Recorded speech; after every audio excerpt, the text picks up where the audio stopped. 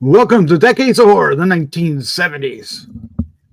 Don't stand there like a blithering idiot, and don't give me that shock routine. This is episode 223, recorded August 24th, 2024. Gruesome Magazine. I'm your host, Stock Rotten. This podcast about horror films released between 1970 and 1979. Each episode, my co-host and I will tackle another classic or not so classic film from this wondrous, groovy, gory, and influential decade. With me this week is my co-host, Jeff Mohr. Jeff, how you doing, sir? I'm crazed to watch this movie. Craze. Yes, might as well say now we're doing Craze from 1974 with Jack Palance. If you haven't heard of it, that's okay. Also joining us this week is Bill Mulligan. He's a writer, director, special effects guru, all-around nice guy, petter of cats, and a published author. I never hit my cats. They'll fight back. I didn't say hit, I said pet. Oh, petter of cats. Yeah, that's better. That's fine. Yeah, that like the one that's got his tail in your face. Yeah, hitting will get us letters. But by the way, Chad, that was a very good Jack Palance impersonation. I think I even started seeing the spittle coming down. Yeah, drop down and give us 20. All right. Also joining us this week, it's Chad Hunt, also known as Jack Palance. Yes, he's a comic book artist, co-host of Decades of the Classic Era and 80s, and a man about town. How you doing, Chad? Well, that you're quick, Doc. You're quick on the draw. Thinks on his feet. Something else. What is it? Oh, man about town. Yeah. I'm super fine. Good. Super fine, just like we like you. Super fine. All right, we are. Oh man, this is going to be an interesting one, folks. But before we do that, Jeff, I believe you have a little bit to say about Play Now Media.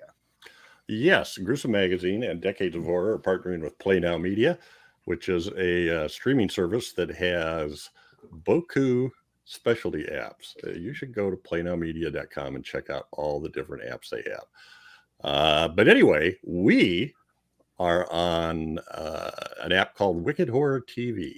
We're also on one called Retro Horror, 70s, 80s, and 90s. And you can subscribe to these, and you can subscribe and not pay anything. And you watch some ads and miss out on some premium content, or you can subscribe and see everything without ads.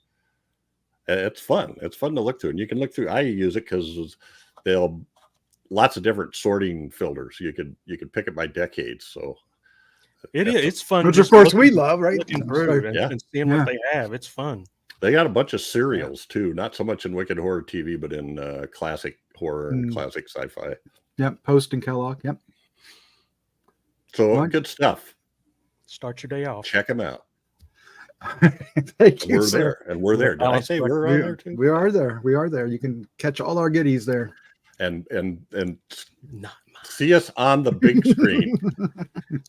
Oh no, don't do that. You'll break your big screen. All right. We are going to talk about Craze. This is from 1974. It's a Jack Palance film with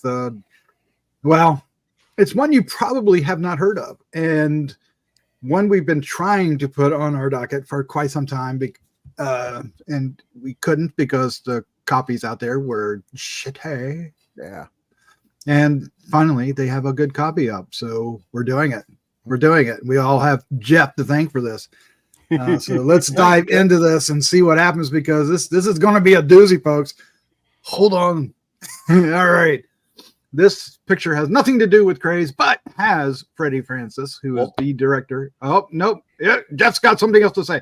Director Freddie Francis. That's it. You said it has nothing to do with it, and then you said, except Freddie Francis is the director. Yeah. So so he's burying my lead. All right.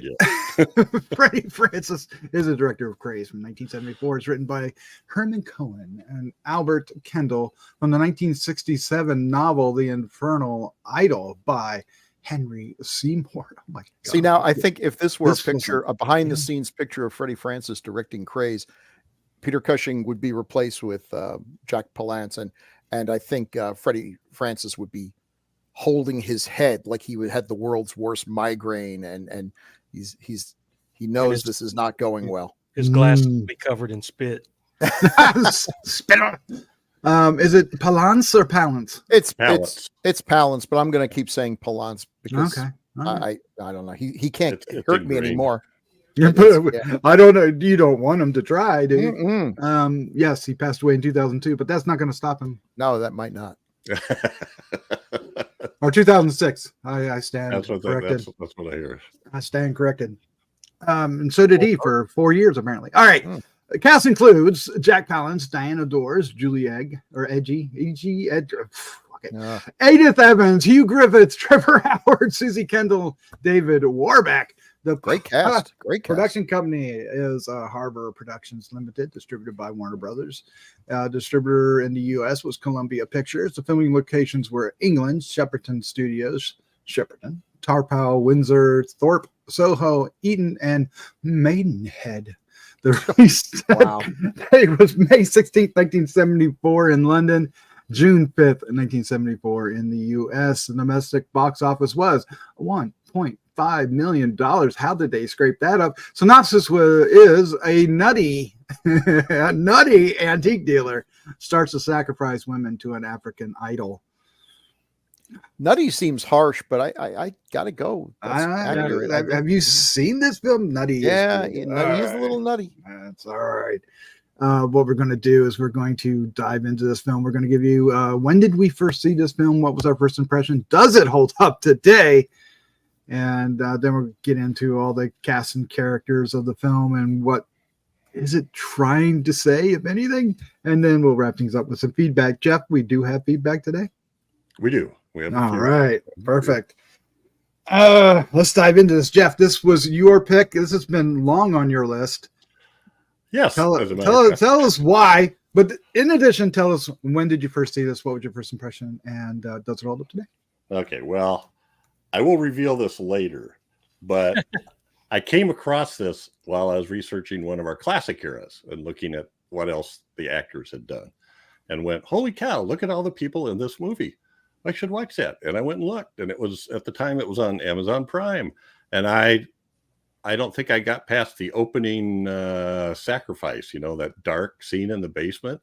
I couldn't make anything out. The resolution was so bad. It was horrible. And I just went, well, and I think I even put it on our list and then had to take it off when I discovered it was so bad. And then just recently discovered that the version on Tubi is much better. It's not great, but it's watchable, I would say.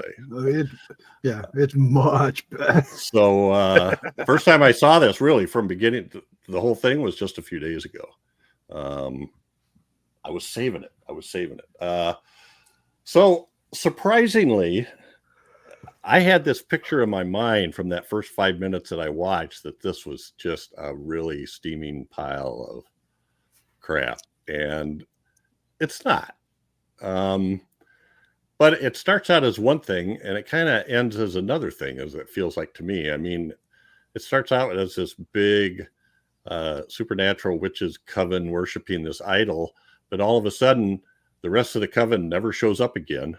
And all it is Jack Palance trying to squeeze as much, payback from their idol as he can by giving it as many sacrifices as he can. So it kind of almost ends up being a serial killer movie in a way. I mean, and then there's a whole sequence where it's like he's got something plotted out and we don't know what it is. So it's like watching a heist movie or something. You're seeing him, he's loading stuff up, he's going and buying this, and then he's buying that, and he's going and doing one thing, and then he goes and does another thing, and we have no idea why he's doing this stuff until he actually goes through with his plan, which all kind of works out. But you know how it works. Make a deal with the devil. Doesn't go so good. But I Jack Palance, you gotta love the guy. I mean, he's got some major teeth gnashing going here. The rest of the cast kind of decent. They got some small sort of, actually Warbeck has a bigger part than most of them, but some of the other ones they have fairly small parts. It's pretty much all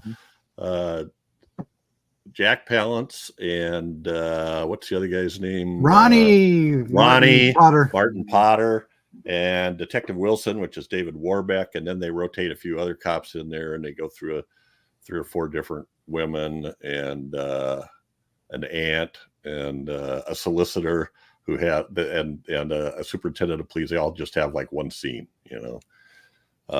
But I enjoyed it, just the fact that it's Jack Palance trying to save this movie. And I just will stop and let that go. I'm interested to hear what you guys say. This is good. Really, I am Chad. I'm really interested. All right. Well, we'll pick Chad next. Chad, when did you first see this wonderful film? What was your first impression? And does it hold up today, sir? This is the first time I've seen it. And I thought this movie was a big pile of steaming shit. This is not a good movie. It's not, but it's I don't know. It's just it's not a good movie compared to Freddie Francis's other films. This is not shouldn't be high on his resume, and I don't think he considered this one of his favorite movies, or he acknowledged at some point that it wasn't very good. But yeah, but having said that, I liked it.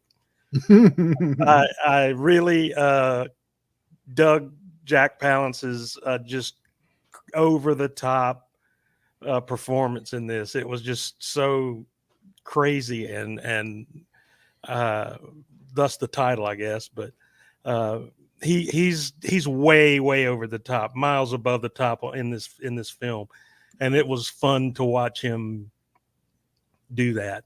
I especially at the end when the cops had him surrounded and he's flinging that axe around. I'll let it fly. Spinning like a top. Spinning like a top. And I kind of figured how he was going to end up there, but anyway, it was a fun watch. Like I said, it's not a good movie at all, but I had fun watching it. That's fair, sir. That's absolutely Mm-hmm. fair. Mm-hmm. Let's find out what Sir Bill Mulligan has to say about this. When did you first catch this beast? When did I first see it? Yesterday. It's suddenly found out we're pushing our review of this up a bit, so I had to kind of rush. I was not expecting much. I was expecting an absolute piece of crap, like one of those movies Jack Palance did with what's his name, Jess Franco. You got to pay the bills and these things will disappear and they'll never be seen again. And in the first few minutes watching this low rent coven worshiping what looks like if a child were tasked to build a paper mache copy of the Underwood deviled ham guy, thinking, this is just gonna reek. And yet I liked it. I mean, I enjoyed myself. It's a bad movie, but it's an enjoyably bad movie. And you've all pretty much hit the high points. For long periods of time, it turns into almost a police procedural. The horror stuff is few and far between, but it's fun when it happens, and it's pretty brutal. We see a lot of lovely young ladies who don't deserve to have horrible things happen to them. Jack Palance is delightful. I mean, he obviously didn't respect the material, but he was going to have fun no matter what. And he is chewing up the scenery. He is just gobbling it down, and you can't help but appreciate that. I don't know. There's no message or moral to this movie, except I guess you could say, the whole premise is he's down on his luck. He's hard times and he accidentally sacrifices someone, and then something good happens, and he believes that cause and effect. And so he keeps on doing it. But all the things that happen have a perfectly logical explanation. And I suspect that much like the Wizard of Oz, Chaco didn't give nothing to Jack Palance that he didn't already have. So there's a lesson to be learned there. Don't just because you do something and something good happens, it doesn't mean that you could end up like Jack Palance, swinging an axe at a bunch of cops, thinking, they can't shoot me. We're in England, and it turns out no. I guess 1 out of every 5 cops actually does have a gun. And This is And an it odd works. little movie. And I don't know. It works three Yeah. times. It works. And he thought Chuku was going to protect him. Yeah, there's something about low budget British films that I enjoy. Low budget American films can really be cheap and crappy. Low budget British films just still have that little tiny veneer of class, even if they're kind of sleazy like this one is. I don't know. There's just something about them that I like variations of this. We got a guy who's legit on the outside, but on the inside, he's got something in the basement. Might be a man-eating plant. It might be a gorilla that he's going to turn into Conga, or it might be, the silly little devil doll here. But I had a good time, much better time than I thought. So thank you, Jeff, for picking this, because I probably was not going to seek this out on my own, having no idea that it existed. So well, it's got a heck of a cast. It's got great. Oh, great cast. Yeah, having no idea that it existed. If I knew this existed before it was brought up by Jeff, I probably just simply forgot about it because I was like, where did this movie come from? And I thought obviously I haven't learned everything about the 70s because I did not know about this film. And Chad's right. What a big heaping pile of stinking poop is this film. It's bad in a lot of ways, but I agree with you guys. Just because of Jack Palance's performance, almost of itself, it's fun to watch. But it's not in a wow, this is a great film, I'm having a great time kind of way. It's more like this is the most ridiculous piece of doo-doo I've ever seen. I want to see more. And it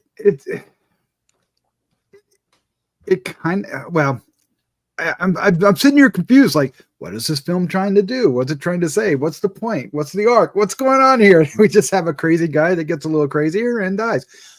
I don't know, but it's Jack Palance. So, and he's got every Jack Palance mannerism in his wheelhouse is on display, amped up to 11.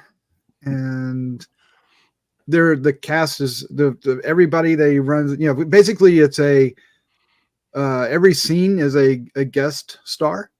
Every time they go and meet somebody else, sometimes they'll show up again, like Dors, and other times they're brief. But at the same time, I don't know. This movie is just a huge disaster of a film, and I can understand why most people don't know about this film. I wonder if I imagine that maybe overseas in UK they do know about this film. Maybe it has a following or some reputation, but here in stateside, I think it just came and went. The fact that it made $1.5 million, I'm like, well, that must have been in drive-ins almost alone, right? Because who saw this film? I don't know what else to say about it. It's going to be fun to talk about this. I don't ever remember even seeing it as Randall. If it was, I didn't realize. Maybe it had. There's a ton of other names, right, Jeff? Do you want to mention some of the other names? Oh my God, is there a ton of other names? Well, let's wait until we do the posters because some of them are on the posters. Okay, fair enough. An astonishing number of posters for such a marginal movie, but yeah, I will just mention the first one because we may have seen it under Demon Master. That one seems like a more VHS box film, but probably not. So anyway, let's get into this one. Go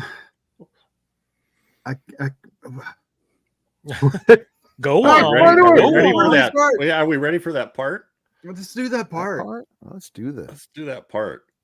So it is now time for Taglines with Chad. No, it's not. As played by Chad suck it up. himself. There's not that many. Oh, okay. I see now. Okay. Taglines for the movie Craze, 1974 are as follows. Where black magic explodes into murder. That's on almost every poster, I think. Human sacrifice for money and pleasure. Okay. So he thought. I still think while it lasted. And that's been Taglines with Chad. Chad's our hero, cool and rad. With him reading taglines, they can't be that bad. Or that long. Oh my. Yeah. Oh my. I want to read this memoir from Francis, Freddie Francis, the director, before we get into this, just to put some idea of what's going on, because I think this is a perfect paragraph for this film. It says, no sooner had I started the film Craze, that I realized I was flogging a dead horse. He stated that there were only 4 good things about the movie: Palance, Trevor Howard, Edith Evans, and Hugh Griffith. Adding, Jack lost interest in it almost straight away. Hugh and Trevor were both heavily on the bottle, and dear Edith thought we were making a proper film, and therefore had all the time in the world. Francis says, because the cast included Howard and Griffith, Evans thought there was plenty of time to block scenes when Francis only had a 6-week schedule. That kind of gives you a dead horse. Not a good thing for the director to say. No. Before I even get started. But that definitely gives you an idea of this was a troubled production from the get-go, in some way or another. It is also the last film produced by Herman Cohen. So, Hey, it's a Red Kilowatt from the Duke Power. Yeah, this is actually a really good poster. Because yeah, you're immediately drawn to Jack Palance's face, and then you skip on down to the devil, and his trident points you toward the half-naked woman, and then the one who's dressed but just barely, and then right back to his face. I could look at this for hours. And an axe and a hatchet thing. And that is a French poster. And un tour sous influence. I just totally making it up because I can't do French. But that translates to a murder under the influence. I'll bet there were a lot of angry French Trevor Howard fans when they went to see the movie based on this poster. Blinked and missed him. Blinked twice because he was in 2 different scenes. But yes, blinked twice. There's a movie out like that. All right, here's a couple more posters. They kind of flip that around here. Yeah. I think the orange one is German. Yeah, des Grauens. The German Demon des Grauens, a demon of horror. Yeah. They all have in common Jack Palance with a axe. With an axe and overacting face. I mean, just the face acting alone tells you everything about his performance in this. Here we go again. Where black magic explodes into murder. It's always good when you have blood dripping down the title and it's sitting in a pool of blood. And Chad, the font in the tagline is great, but the font for the title is shite. Yeah. That is such a terrible. Hey, that genuinely is bad. So I think, is that the last poster? It's like it's made out of green cheese. Look at this. So look at this classy, this one's lovely piece of work. This would go right on my wall. Doesn't tell you anything about the movie, but it's brilliant though. Yeah, isn't it cool? It's a great poster. Yeah, and that in Italian again. Not saying I can pronounce this. Il buo macchiato di rosso, the darkness stained red. See, I thought macchiato was actually legitimately the name of a coffee that I order at Starbucks. Well, it's probably dark macchiato. So I don't know. I don't know. Macchiato? No, he said asshole. All right. But that's a great title. If that's a good translation, I think the darkness stained red is like a giallo title. Yeah. Well, and that title deserves a good poster. And they've actually captured the look. I mean, that's looks way more like Jack Palance than some of the others did. And I guess, is that Julie next to him? I'm not good with faces, but I don't know. She's very pretty. This is the book. I did not realize this was actually based on a book. Holy cow. I'd actually like to get that book because the premise is just so, remember back in the 70s when paperbacks. You could go into the store, the drugstore, and they had racks and racks of sleazy looking paperbacks. Spinner racks. Yeah. Mhm. Under $1 usually. Yeah. erotic literature too. Okay, Did you guys yeah. ever run across We're going with there was this. two of them? Yeah, side trip. Outlaw of from Gore. Orgy. The was Man one. from Orgy. Yeah. That does sound familiar. And then there was a counterpart was the Man from Stud, and of course those are acronyms for some Right. some organization. Anyway, Organization of really groovy something begins with. I did see the movie A Man Called Flintstone. Ah! No orgies in that one, at least not the version I saw. Oh man, is this like the only? This is the only thing that he wrote that got. No, it says here. Well, that got made into a movie. Oh yeah, I think so. I guess so. Well, if there is, it's not in IMDb. But he yeah. Henry Seymour doesn't sound like a real name, but it might be. Feed All me. Yeah. Well, and we should be fair that when you hear the name Freddie Francis, you think we're going to get a good film because historically we've gotten a lot of really good films from him. You groaned, Bill. Well, yes, we got a lot of really good films from him, but he parlayed that into like producing some of his own, and they weren't that great. Oh, He was a working director. He had a reputation for being good with horror, and that means you're probably going to get called on to do some real shite now and again. so these are movies that we have covered on Decades of Horror. From Freddie, And he was the cinematographer for The Innocents, and he was brought in at the end of Day of the Triffids. I forget the story behind that. If they had to go back and reshoot some stuff or what it was, but he's uncredited. And then the other ones, he's the lead. Nightmare is really a pretty good movie. it's been a long time since I've seen that. We know Trog is not a pretty good movie, and The Deadly Bees, what I remember of that, didn't super impress me either. But then I don't find bees scary. Even if they're killing you, they just don't scare me. So Well, and he really was a world-class cinematographer. He won two Oscars, one for Sons and Lovers and one for Glory. oh damn, Glory is one of the most marvelously shot films ever. So but he did direct some of my favorite films in the '60s: Dr. Terror's House of Horror, which I love. The Skull. We got that on there. The Skull. Oh, it's on the next picture, right? Yep. there we go. The Skull. Tales from the Crypt is awesome. Yeah. The Creeping Flesh. Do you like Evil of Frankenstein? I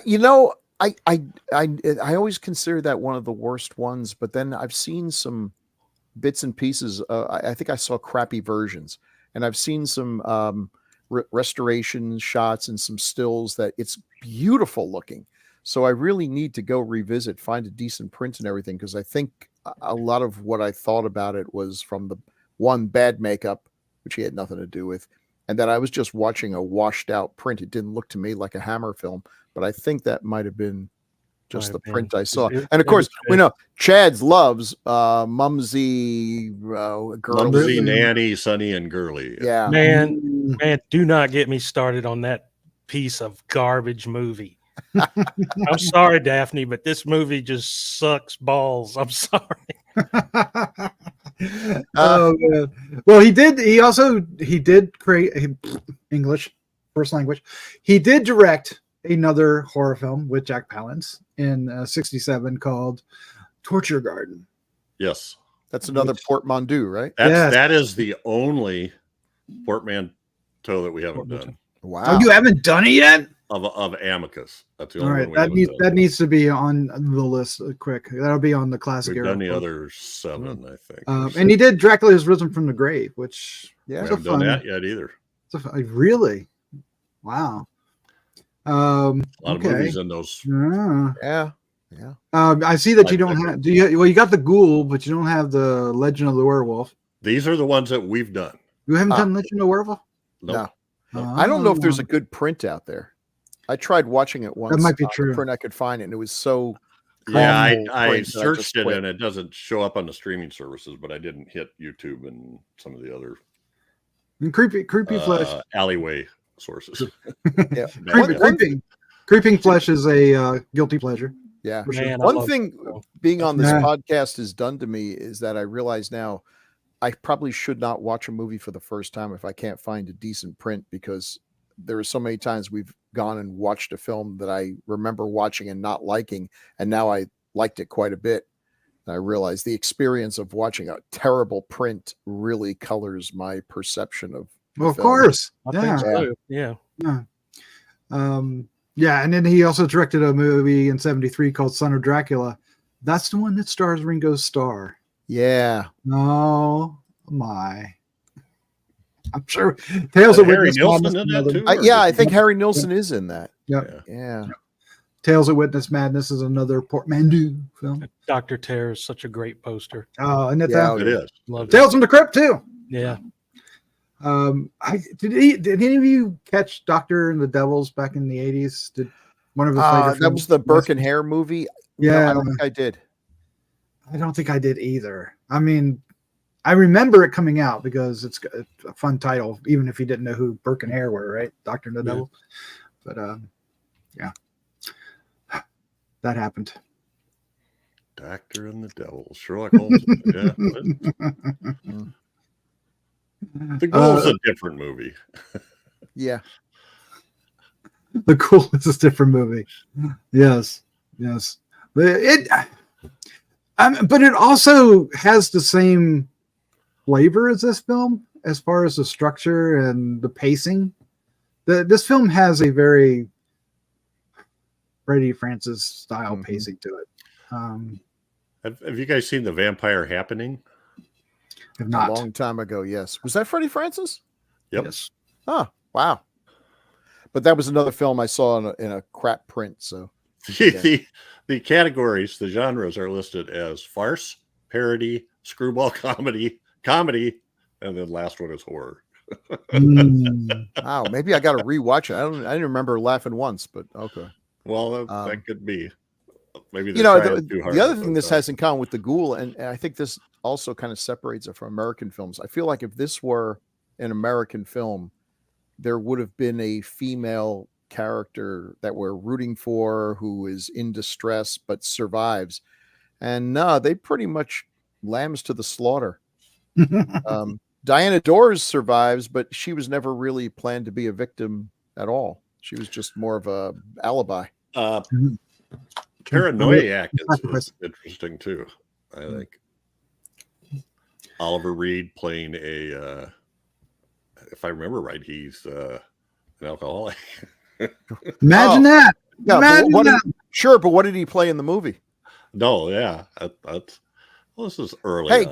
give Freddie Francis credit. I mean, he's working with some big and by reputation sometimes difficult actors. Imagine having Jack Palance and Oliver Reed in a movie at the same time. It's like, could the screen hold that much testosterone? Well, even And later, crazy. Later in life, he was a cinematographer on with Scorsese on Cape Fear, Yes. That's And, another gorgeous film. Man in the Moon. I think that was the Oh yeah. Yep. he did that one too. So he. Yeah. he's- Well, speaking of his relationship with Jack Palance, Cohen, the producer, said that he says everybody else was afraid of Jack. He had an aura about him. He says Freddie Francis was scared stiff of him. Don't blame him. Oh You man, know- I can see it. I can see The it. strange thing about Freddie Francis's films that he directed, they don't knock me over with the great cinematography. They're fine. I mean, Dr. Terror's House of Horrors and Tales in the Crypt, those are all well, but they didn't blow me away. And ones like The Ghoul and this film, it's serviceable.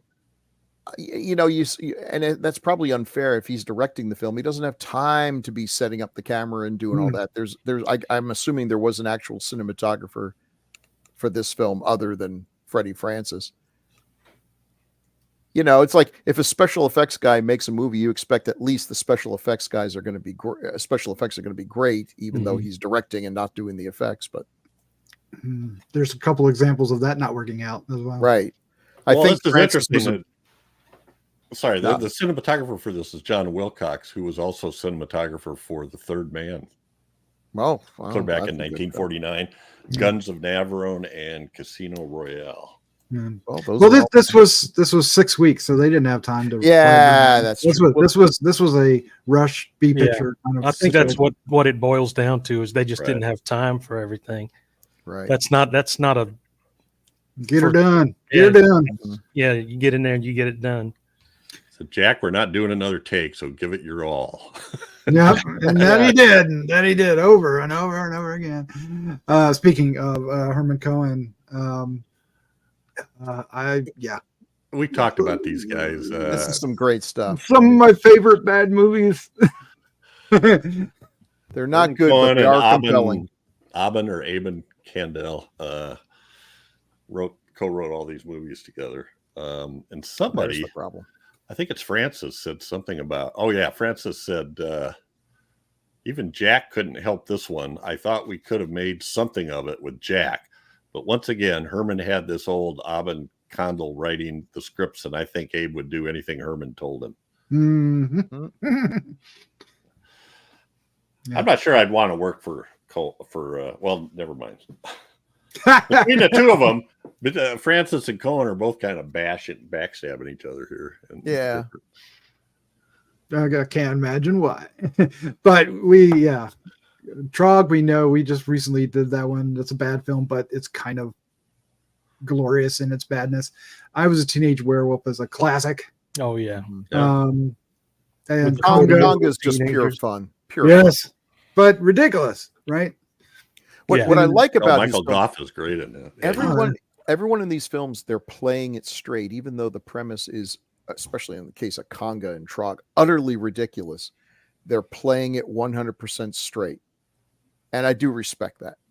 You know, it'd be so easy to wink at the camera and just, oh, this is stupid and goofy. So, but I'm aware of that. I'm in on the joke. And that's a cheat to the audience. They're playing it straight, and I'm willing to go along for the ride. Yeah, sure. He keeps a gorilla in his basement. He's giving it injections to make it grow big. And he's got man-eating plants. Why not? Sure, go ahead. Just move forward. I mean, you gotta let some of it go, right? Yeah. Nothing to see here. This is the last film that he produced, that Cohen produced. Mm-hmm. What made him stop? And he didn't die I don't know. I just was looking. He didn't die till 2001. So I'm not seeing any he's just obvious info about that. He's just done. It's like, all right, Jack, that's it. All right. Yep. Speaking of Jack, let's just move into Jack Palance, because this guy is he's such a presence. Of course, infamous Oscar thingy going on, right? Yeah. I really thought Jack Palance was in more horror films, and then when I looked it up, not so much. And I think part of it for me, at least, might be I always associate him with horror because he was so clearly the inspiration for Dracula in Marvel Comics' Tomb of Dracula, which was and probably still remains my favorite Marvel comic of all time. I had all the issues, and it was just a great thing. And clearly, they based it on Palance. Oh yeah. Well, he did. Gene Colan's artwork.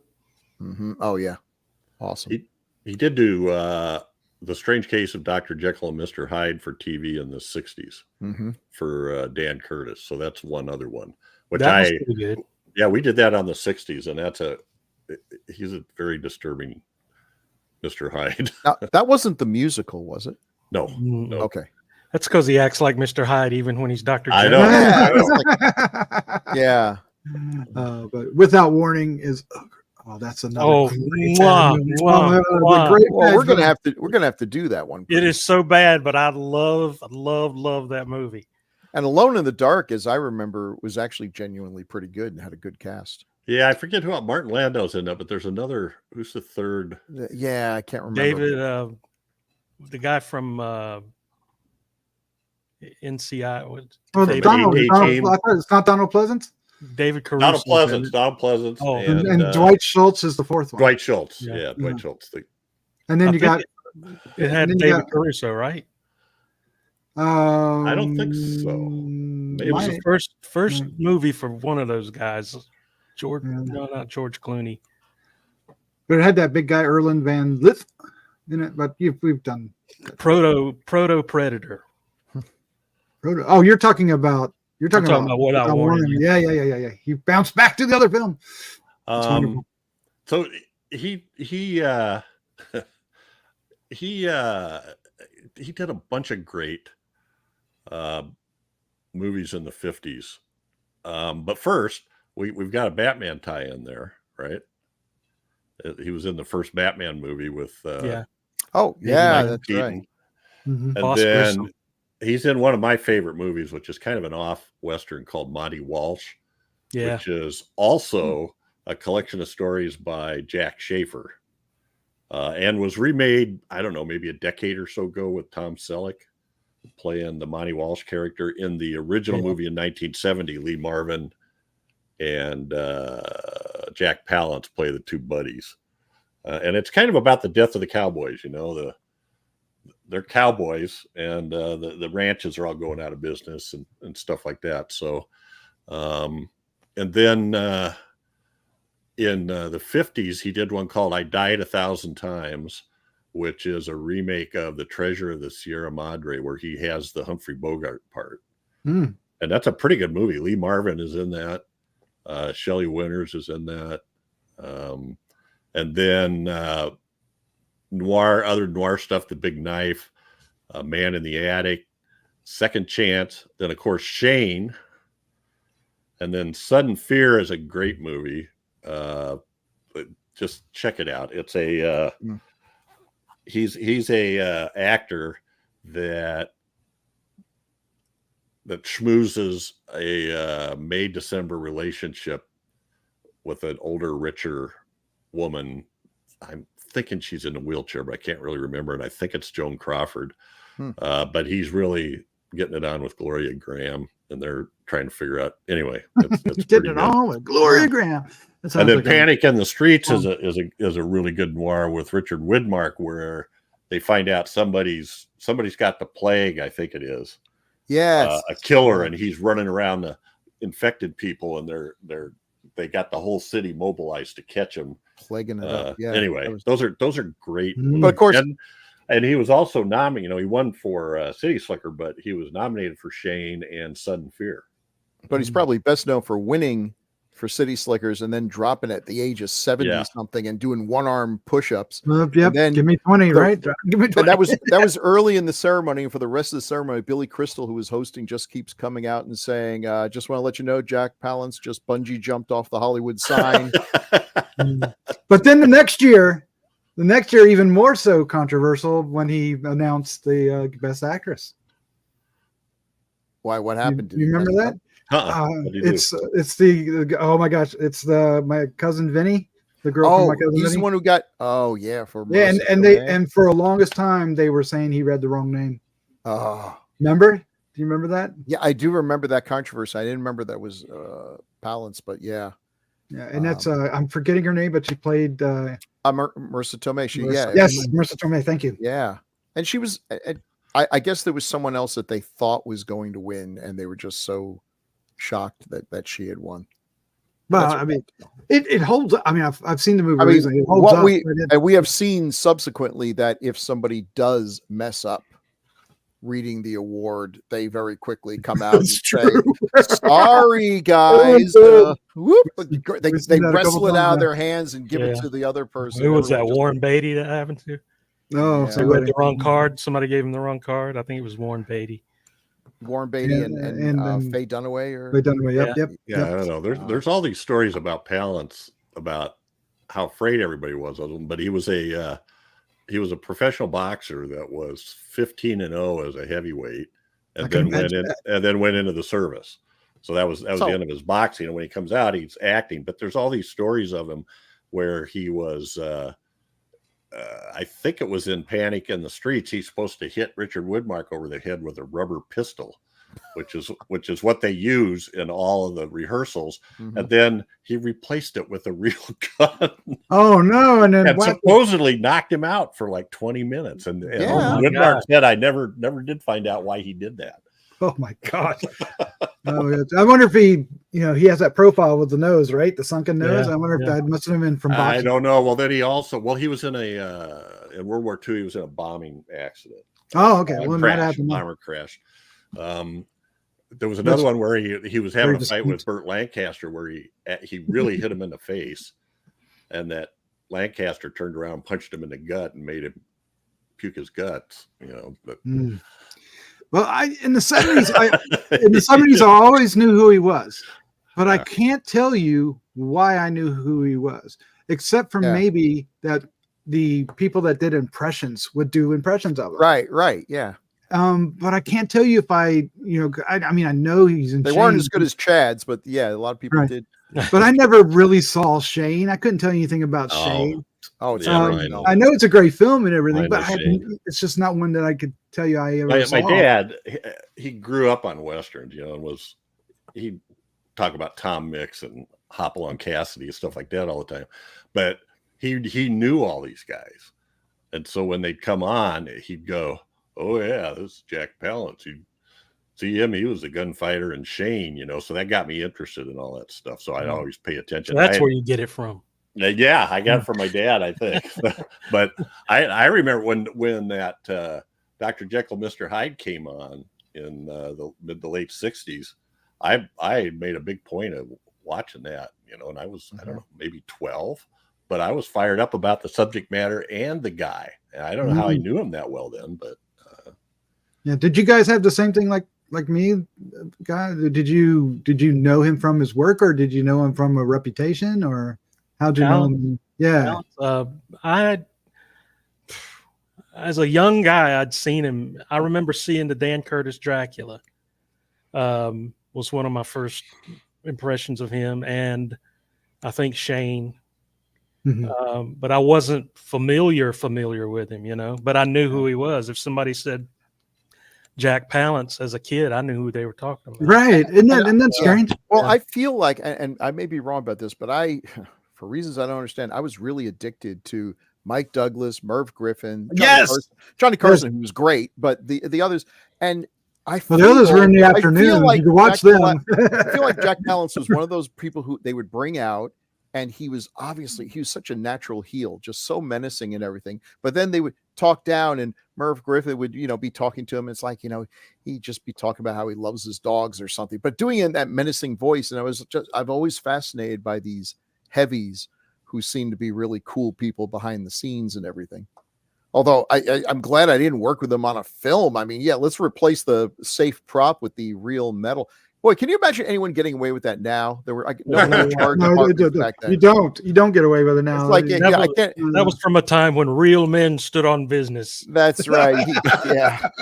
No intimacy coordinators or anything. Robert Gunn. This guy's no sissy. Let's punch him in the head with a real gun. It just doesn't look real. Yeah, that's right. It's real awesome. You're gonna dig it. And of course, there's some scenes from the film with him in it. And there, the bottom one is just, yeah. I'm gonna let it fly. Swinging for the fences. Did I miss where he was like that mask he's wearing? Was that from his shop? That's how something? That's how he. No, that's how he's scared. Yeah. No, but where did the mask come from? Oh, he just all of a sudden has this. He just has it all. God ugly mask. I'm gonna go scare my 80-some-year-old aunt to death. This will probably work. It did. Yeah. And then he stuck a stick that he made him stuck in her throat or something, right? Whatever. Oh my gosh. But just a great presence altogether. Oh, we did. He had that. He sharpened that. Yeah, he broke that piece of furniture down. Made a steak. Sharpened that stick and really, really sharpened it. He hacked it down with his hatchet. Yeah. Then he filed it down. I'm like, what the hell? Yeah. And he's vicious with that axe too. I think he takes out a couple of the police before they shoot him, right? Yeah, he did. I think so. That was a crazy scene because when he's spinning with it. Oh my God, I was laughing so hard I couldn't. Yeah, it was looked hilarious. like Leatherface at the end of Texas Chainsaw Massacre, dancing around. Oh my gosh, you aren't kidding. But then of course he falls into the idol. That idol, why? The idol had like Freddy Krueger glove on. It was a trident or something, was it? Yeah. Well, it was his hand. Wasn't it his hand? Yeah, they said, when I saw it described, they called it dagger fingers. So I don't know. In the posters, they show it as a trident, but in the film, it's his fingers. We got a picture of Chuku. Well, let's take a look. Let's put it. I did like. There he is. Oh no, it is a trident. It is a trident. Yeah, you're right. I'm sorry, Chad. Oh yes, it is. Yeah, he's holding. I thought that was his hand sticking out, but Well, no, Chuku laughs at your he sure mistake. does. So did you guys? There was one scene where they kept showing different angles and close-ups of the face. Yeah, and I swear the eyes were different. Like one time, the eyes looked totally painted white with weird pupils, and then all the other times they had these little round things stuck on them. I think there's an attempt to make this thing feel like a real threat, like it was for like real, it was alive or something. Yeah. The extreme close-ups to the face and everything. But it was something else. it was a bullet that killed the beast, or three of them. Yes. Let's talk about some of our guest stars. Julie and Edge. I just looked it up. Although she's Norwegian, so the English said Julie Edge, and the Norwegian said, I think, Jula Egg. Those damn Norwegians blew it up. I don't know. Well, she's cute as a button, and I always liked her. I liked her in Seven Golden Vampires. And yes. Is that the picture at the bottom? It is, isn't it? Yeah. Oh yeah. And boy, he did her dirty in this film. I mean, burned her, and come on. He didn't steal her jewelry though. No, but that whole scene there where he takes her down there to introduce her to Chuku, and he starts screaming at her to dance. Dance. How for me. weird was that? Her dance was weird too. Yeah. Well, what kind of dance would you do if you were in that situation? the robot. Yeah. The She's also in Mutations. We did that one. Oh, that's Yes. right. Yes. Yes. She's cute. Yep. Her Majesty's Secret Service. Well, Oh, that too. Yeah. at least Yeah. she Look at made it that into boxer's them. nose on him. Yeah, it's definitely got like been hit a couple times straight in the nose with something. He was into that lounging or robe and leaving his hairy chest exposed there, walking around the house and downstairs. Thanks for noticing. Quiet.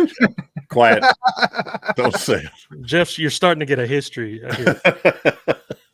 I said, don't say it. He's quite the lady killer. Yeah. Literally, yeah. Boom. Another guest star who had a more sizable role is Diana Dors. Yes. And we have a couple. So we'll do just pictures here that show just early in her career how stunning. She was known as the British Marilyn Monroe, and the Brits actually, when Marilyn Monroe became popular, they were like, well, we already got Diana Dors. What's, so. She's still cute in this movie. Yeah. Even though she's a little older than, 20 some years later. Well, I read that she, right around this time, it said in 74, this was probably shot in 73, but it said she got meningitis and it caused thyroid problems. And that's one of the reasons she put on weight. Mm. And it wasn't too much longer before she died from, God, I want to say ovarian cancer, but I better look it up before I.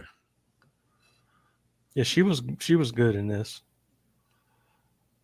She was perfect as in terms of what she was supposed to be playing. Yeah. Oh yeah, absolutely. Died in 84. She was 52. And she was in Ovarian cancer. Yep. So. From Beyond the Grave. We got there in Berserk and Theater of Blood. Yeah. Wow. Nothing But the Night was another one. The Lost DOH episode. Yeah. Oh no. Lost. It is. We recorded it. Which one was that? Theater of Blood? Berserk. Oh, Berserk. recorded the whole podcast, and then something happened where we couldn't I hear it. the only thing Jeff? I can figure the only thing I can figure out is I accidentally deleted. Was Oh, the whole thing. transferred to another computer. It happens. I don't remember. We've all done it. It's still here in our hearts. Well, That's right. I suggested we schedule to do it again, and nobody would.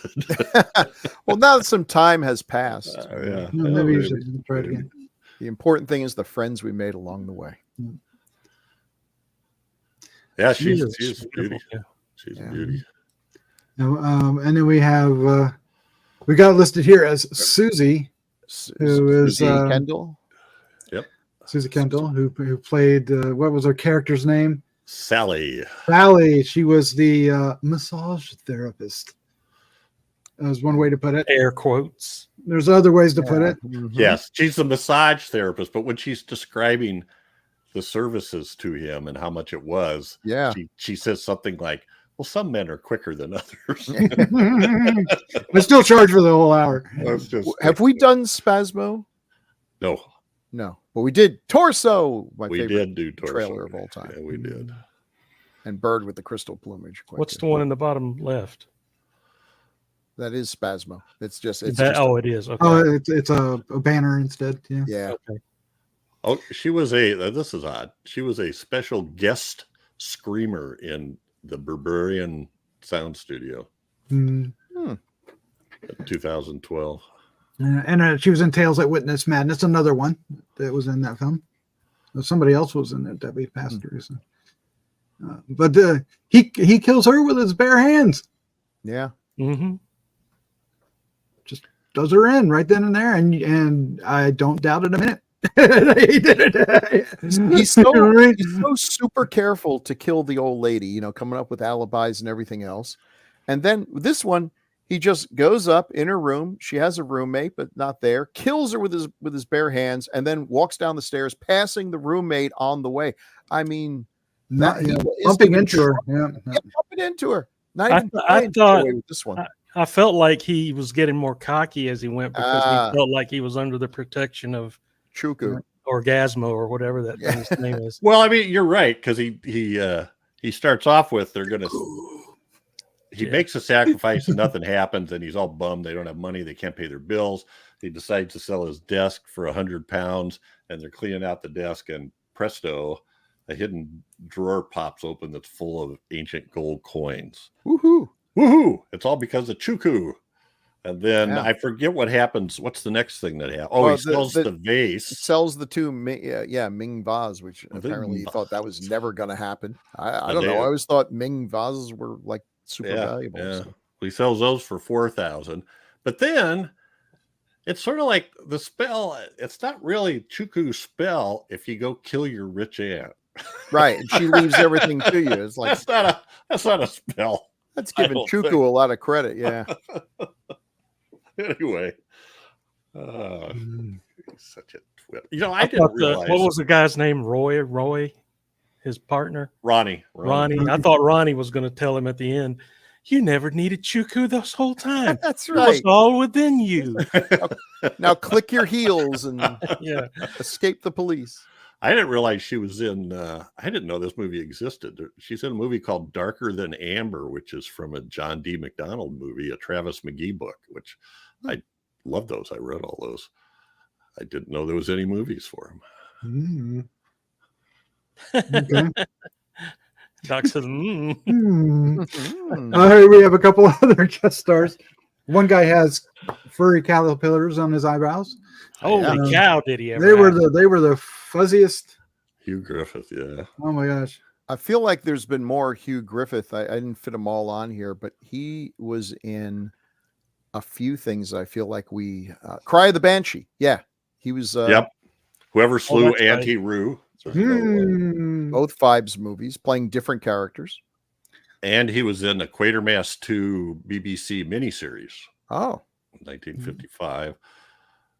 He won an Oscar for Ben-Hur and was nominated for Tom Jones. oh, what was he? Oh, wait, he was the guy who owned the chariots. He owned the horses. Yeah. Yeah. He had the horse. Oh, he team was that He was Charles really Dustin good in got. that too. Yeah, he I Well, mean, he it's a small is. role, but he left an imprint. Well, there was a story about him that during production of How to Steal a Million in 1966, he was fired for persistent bad behavior, including walking around naked through the corridors of the George V Hotel, holding a "Do Not Disturb" sign over his privates, which he'd altered to read "Do Disturb."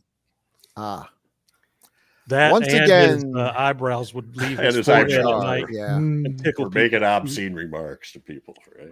But his performance is so strange in this because he feels like he's trying to egg on Jack Palance's character, right? It just feels like he's trying to, like, the way he leans into the every sentence he says, it's and chuckles or smiles real big. It's just really strange yeah. performance. I'm like, what is going on? Well, he's the Well- solicitor for when the aunt dies, Right.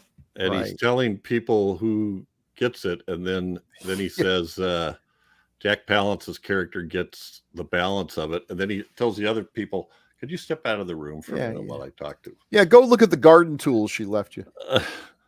Yeah, the them out. gardener gets all his garden tools. Oh, And then he sells the house for more money. He Um, does give an odd performance, but isn't he one of the ones that Freddie Francis was saying was hitting the bottle pretty heavy? Yes. yeah. yes. Well, All right. Him and Howard. what 8 years earlier he got kicked off of How to Steal a Million. Yeah. Yeah, wow. and the guy at the bottom, tell me about him. Percy Herbert, who was in a lot of stuff, but the one that I most remember, he was one of the cavemen. I think the father caveman in 1 Million Years BC, which is just awesome. And he was in he was in Catermass 2, Night of the Demon, Ooh, okay. gazillion things here. And I remember Mysterious Island, Ray Harryhausen's Mysterious Island. So 2 Harryhausen films. Dr. Sin, the Scarecrow.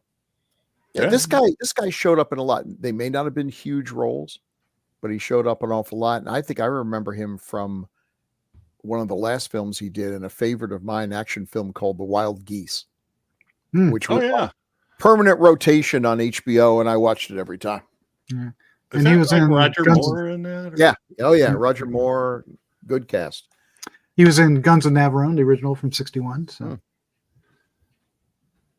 as well, and all kind. I mean, tons of stuff. Oh, think did the you say Wild Curse? Geese- You said Curse of the Demon, right? Yeah. Bridge of the River Kwai. Curse of wow. the Demon, yeah. Oh wow, if he was in Curse of the Demons. Oh, it was the reason why we may not have known it, he was deleted from the U.S. print. So I wonder. Probably. Yeah, you're right. Night of the Demon is our Curse of the Demon. Right. Wild Geese actually had Richard Burton, Roger Moore, Richard Harris. Good God, that's an amazing cast. Fun movie. So just one of those guys who showed up in a lot of stuff. And he did 3 episodes of General Hospital.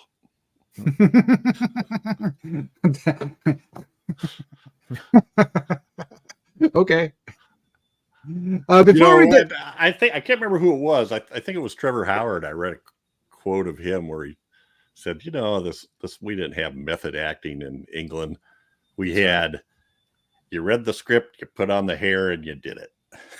Well, have you ever seen? There's a I can't remember what it is from, but it's a comedy bit. Who's the guy who hosts like not the Emmys, but the something, and he insulted everybody. Rickles? No, It's it's the guy English from comedian. England. Yeah. Yeah. Whoever. Okay. I'm drawing a blank, but he's I great. can But picture The He's- well-dressed guy, the neat. yeah, Yeah. and I know he's you're he's talking interviewing Ian McClellan, and he's asking, how do you act? How do you do this? And Ian's like, oh well, it's very, very important. It's tricky.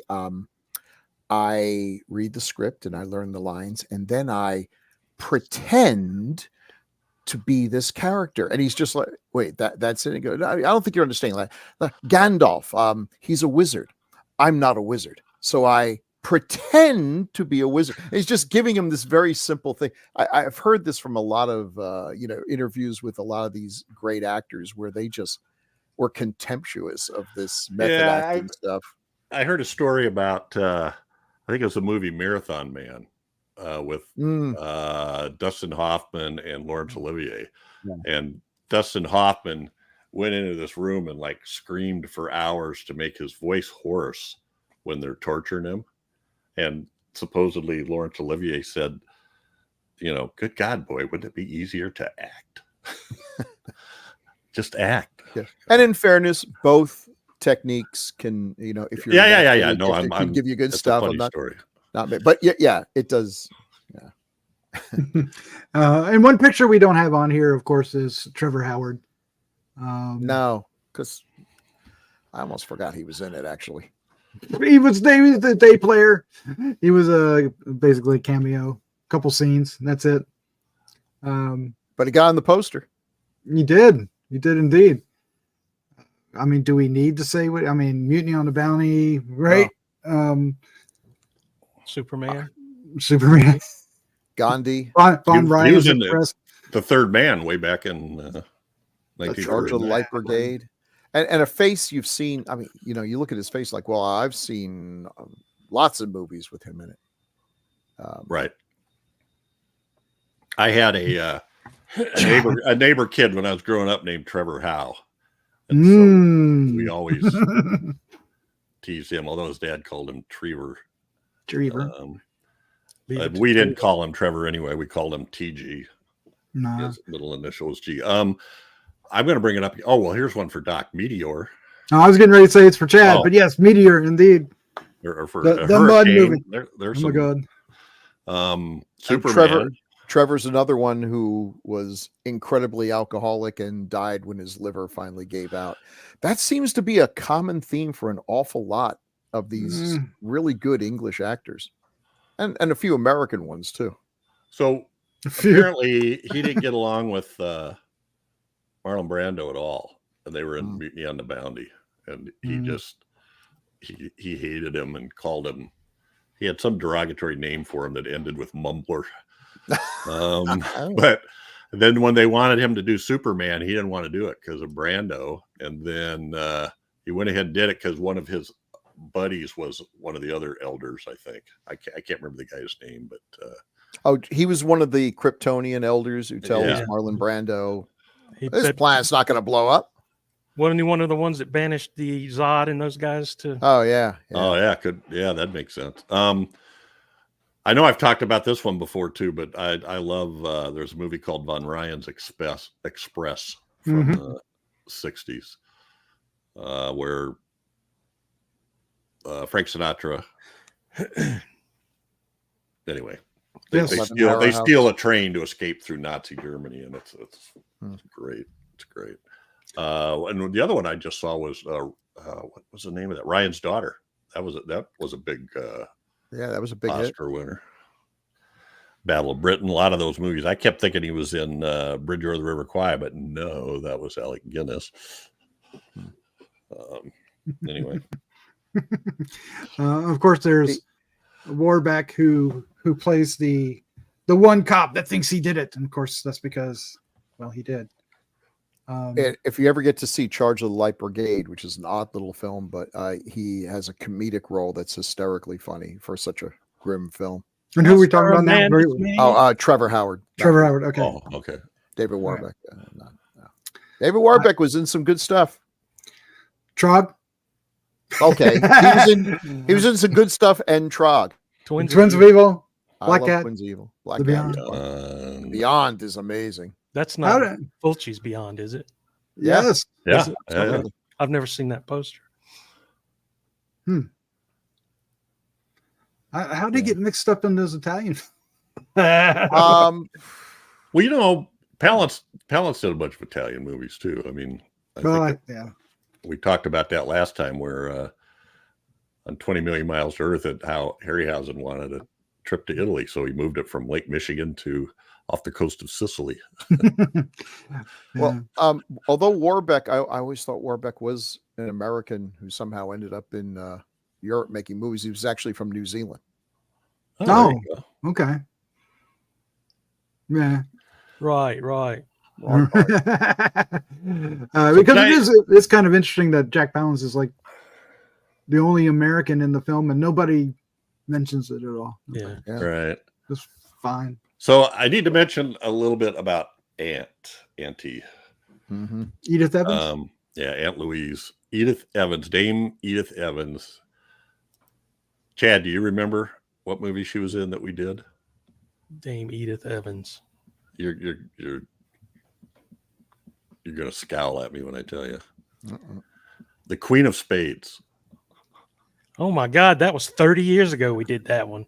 Yeah, and so that was like one of our first 10 episodes, and it was a newly released, sort of lost British film that Scorsese said was one of his favorite horror films, you know. And it's odd. It's based on a Russian story. Takes place in Russia, but the Queen of Spades, but everybody has a British accent, even though it takes place in Russia. It's a good movie. But in it, she plays.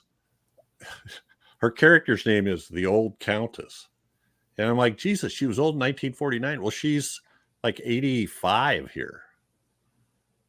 She dies just a couple years later, so in 1849, and when she was named Dame, that was in the 40s, and I think she was 61 or something like that. So,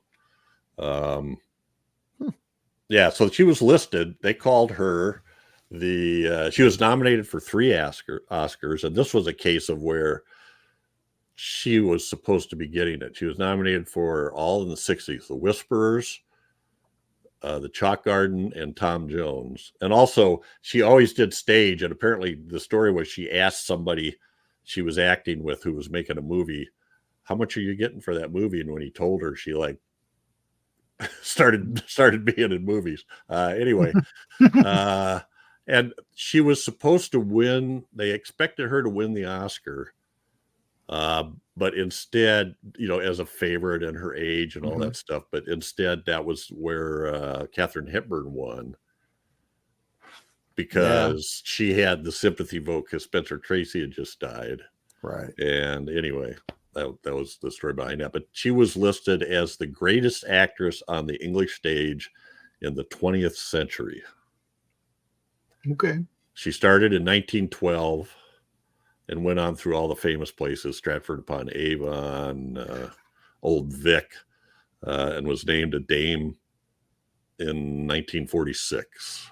So anyway, you know, she has a very small part in this, and you know, Francis is kind of dumping on her for thinking they had more time to do setups and stuff, but she's really good. And then that movie, The Queen of Spades, is pretty good. I think it's available out there. Somebody did a Blu-ray of it. I think maybe Keenan Lorber put out a Blu-ray, or maybe there's a more recent Queen of Spades, but it's not the same movie. Right. Yeah. So you're looking for what was it, 1949? I think 49. Yeah. It's based on a Russian story that has something to do with a 3-card game and betting and your luck and stuff. And I can't remember exactly how it goes, but anyway, I got to watch that again. All right. Well, there you go. That'll conclude our review for Craze. Unless somebody wants to make some final comments at this moment, your clock's ticking. Jeff? Nope. Chad? Watch it. Even if you think it's crap like I do, it's still worth watching. And it's on Tubi. Yeah. It's entertaining crap. If you're a 70s fan. Well, you got it. It literally is a great cast of British actors, even though some of them are sort of on the downhill slide from alcoholism or whatever and illness, but heavy eyebrows. Holy cow. They can still do just it. Watch it for that alone. They move of their own accord. They're huge. Oh my God. Bernie Wrightson would be like jealous. Oscar winners. Some people know what I mean by that. I know what you mean. All right. If you want to comment about this film, especially if you are some of our UK fans, we'd love to hear if this film has a following or has notoriety of any sort. Because here stateside, it's all but forgotten, I would say, wouldn't you? Yeah. Oh, yeah. So that'd be an interesting comment. So we really want to hear about that. And speaking of hearing about that, before we get to all our feedback, which we do have, and we love your feedback. Please, you can make suggestions. You can do all kinds of things. Jeff's going to tell you how here in a little bit. But we also want to introduce you to go to Patreon and join our Patreon group, because not only do you get early access to these reviews about a week ahead of time, typically. Well, it depends on if we record on schedule or not. Well, let's presume that we do the impossible, and we do It's normally about 10 to 12 days ahead of time. There you go. But we also are covering Kolchak, the Night Stalker, all 20 episodes. I believe are we halfway through? Tonight. Closing in on, Yeah. closing in. Yeah, they don't know anything about tonight, Jeff. They are closing in on. I think we are halfway through. And we're doing all 20, and it's exclusive to our patrons. So check that out. And you can help us now as we're hitting that hill and going on the decline of that. It's time to start thinking about what show do we do next. Ooh. We have things in our head, but we want to hear from you as well. Hazel. Hazel, of course. I was thinking that. No, never. Car 55, where are you? Stop. My mother, the car. Neither of those are in the 70s. So you're going to have to try again, but harder. Jeff, what's the best way? Well, you're going to do that at the end. Let's get into feedback. Okay. All right. First up, the ever-present Emulous 79, our new favorite, has a comment on episode 192. Let's scare Jessica to death. It's not Robert Mueller. It's Emulous 79 for a change. So, Chad. Man, I'm not reading that. I knew you were going to ask me. I knew. I thought he was going to give it to me. Okay. I'm going to read it just how it's written too, because I don't know any better. I'm just a little kid. Is that on purpose? No, Is that on purpose? Okay. We should know by now what Emulus's goes for the one line. I see. At 56 minutes, how awful about anal? Can Joan hack it? Followed by diarrhea of the dead. We and there's a note here. We mentioned need explanation. We should maybe do how awful about Alan. Okay, Alan with Joan Hackett. And that stars Joan Hackett and Anthony Perkins, and My mother would be it's a so Curtis proud. Harrington movie, as a matter of fact. Yeah. Anyway, so yeah, Thank you, Emulous. Yeah, thanks a lot, Emulous. how awful about it. Anal can Joan Hackett. Diarrhea of the dead. I like it. All right, then Emulous 79 on episode 198. Shivers. Bill Mulligan. Could You get one too, Bill. Okay. This film was like Cronenberg read 120 Days of Sodom and J.G. Ballard's High Rise and got it all mixed up with Night of the Living Dead while watching it the night afterwards. I got to say, that's actually pretty insightful. I have no argument with and creative. And creative. Yeah. Oh, yeah. Yeah. Very good. All righty. It's no anal, but okay. Yeah. Well, Can Joan Hackett? episode. What made Oscar Wilde? Is that going to be on our next DOH t-shirt? What about anal? Yeah. No. Yeah. Oh boy, I can't wait to walk around Dragon Con wearing that t-shirt. Yeah. Decades of horror. It's when you get How the awful answers about when it's anal on the back. Stop. Yeah. On the back. On the back. Yeah, with an arrow. With an arrow, yes. Yeah. All right. Episode 221, Colossus, the Foreman Project from Jose. Oh, look at this. I got 3 paragraphs. All right. I first saw this on cable sometime in the 90s, and then not again until last December when I got the Blu-ray, which was surprisingly difficult to obtain. Orders kept getting canceled for whatever reason. I was struck this time by just how prescient it is. One thing that doesn't make sense to me. We see Braden leave the mountain cavern, pull the bridge, and turn on the gamma ray field. well, what if components fail? I keep thinking of that through the film, and finally told my mind, shut up and enjoy. There's an episode of the original Outer Limits, OBIT, which strikes me the same way, with its focus on what 60 years later would become social media. All righty. Appreciate it. Yeah. It is. It is surprising how prescient it was, I think. So now, Obit, got to go check that out. There's Obit. OBIT. So that's it for feedback, everybody. We appreciate your feedback. We love hearing what movies you're watching, what you thought about the movie, what your experience was with it, what we missed, what we got wrong. Chad doesn't want to hear that part, but the rest of us want to know, make sure we keep stuff. Chad does want to hear it. Just doesn't like to tell us. We don't want any. Anyway, so give us some feedback. You can leave comments on the Gruesome Magazine YouTube channel, or you can send an email to feedback@gruesomemagazine.com. Leave it on our Facebook page, the Gruesome Magazine's H&R and DOH podcast Facebook group, or shoot us a message, whatever. Do it. We love talking about it, so please do it. If you haven't done it before, you can tell. I mean, Emulous, you can leave a long one, you can leave a short line, you can do one-liners.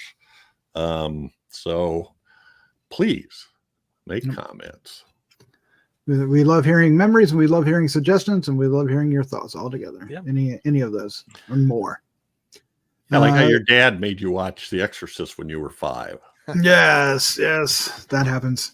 Our next episode is Chad's pick. And before I reveal that, I just want to remind you, please like and subscribe. And every click, of course, helps us find more horror fans. Tell your friends. Tell your friends. Tell your mama. Why? Anyway, Chad, what is your pick for next week? From 1972, we're going to watch Moon of the Wolf with David Jansen, which can be found on Tubi, Hoopla, Momentu, and the How Awful. Jeff just had a corner. You all right, Jeff? Well, this is from one of my little known. This guy Les Whitten wrote 2 pretty famous short horror novels. One is Moon of the Wolf, and the other one is, I think, The Progeny of Adder, maybe. Something like that. I got the book upstairs. Is this Moon of the Wolf what the TV movie was based on? Yeah, it says writers Les Whitten. I'm assuming that. All right. Yeah, and that's a good reminder, Bill, that this was a TV movie. Yeah. It's back when the movies of the week were a thing, and occasionally we got really cool horror movies. Well, we'll see. And we've covered a number of them. Yeah. I remember this one. I've never seen this one. I haven't seen it. Bill? Wow, David. I don't remember it. The ever-present Bradford Dillman. Oh, yeah. Barbara John Berardino of, I think, he was on some soap opera. Was it General Hospital? Bradford Dillman? I remember him from Bug. That's where Piranha. Our Piranha, yeah. Mm-hmm. But Bug more so. Barbara Rush. Who else? We got Jeffrey Lewis, Royal Dano. Oh. Well, it sounds like somebody's going to enjoy themselves. I'll have fun with these character actors anyway. Be sure to join us in 2 weeks to find out what we think of this film, and you can catch it too and be ready for it. And of course, we'd love to hear your thoughts. If you have fond memories of it, let us know. Maybe we could read those memories after we talk about the film.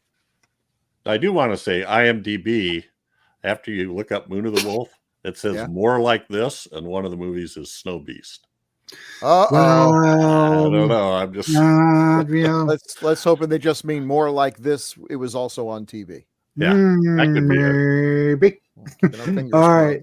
With that, oh my gosh, guys, let's end this. Chad, Bill, Jeff, thank you for coming. This was a lot of fun. Thank you all. Yeah, always great to talk to you. Let's say goodnight. Good night, everybody.